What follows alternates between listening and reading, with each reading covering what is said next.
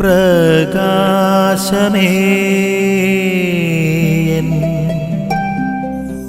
മിഴി തുറക്കുക വേഗം.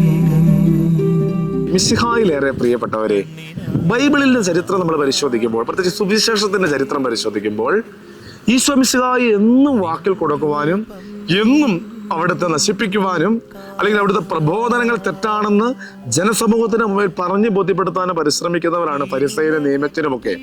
അപ്പൊ അവരുടെ കാപട്യം നിറഞ്ഞ പുളിപ്പിനെ സൂക്ഷിക്കുവാനും, ഈ പുളിപ്പെന്നൊക്കെ പഴയ നിയമത്തിൽ ഒരു നല്ല അർത്ഥമല്ല അതിനുള്ളത്. അപ്പോൾ കാപട്യം നിറഞ്ഞ പുളിമാവിനെ സൂക്ഷിക്കുവാനെന്ന് പറയുന്ന ഈശോ മിശിഹ ഈ ഫരിസയരുടെയും നിയമജ്ഞരുടെയും കാപട്യത്തിനെതിരെ ഒരു സൂചന കൂടി നൽകുകയാണ്.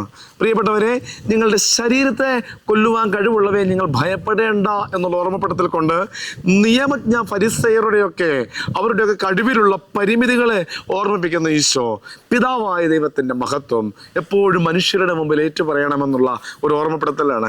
നമുക്ക് നമ്മുടെ പ്രവർത്തന മേഖലകളിൽ എതിർപ്പുകൾ ഉണ്ടാകാം.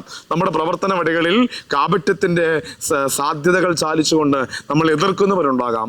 പക്ഷേ പിതാവായ ദൈവത്തിന്റെ മുമ്പിൽ അവിടുത്തെ മനുഷ്യരുടെ മുമ്പിൽ പിതാവായ ദൈവത്തെ ഏറ്റുപറയുന്ന ഒരു വലിയ പ്രഘോഷണത്തിന്റെ വക്താക്കളാക്കുവാൻ ഈശോ നമ്മെ ഓർമ്മിപ്പിക്കുകയാണ്. നമ്മുടെ ആത്മീയ ജീവിതത്തിൽ നമ്മൾ അതിനു വേണ്ടി തയ്യാറാകുമ്പോൾ പിതാവിനെ എന്നും മഹത്വപ്പെടുത്തിയ ക്രൂശിതനായ ഈശോ മിശിഹ, പിതാവിനെ എന്നും മഹത്വപ്പെടുത്തിയ ക്രൂശിതനായ ഈശോ മിശിഹ നമ്മെ സഹായിക്കും. അതുകൊണ്ട് ഫരിസയരുടെ പുളിപ്പിനെ ഭയപ്പെടേണ്ട ആവശ്യമില്ല, അവരുടെ കാപട്യത്തെ ഭയപ്പെടേണ്ട ആവശ്യമില്ല.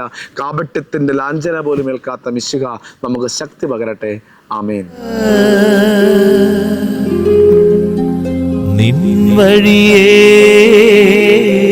നടക്ക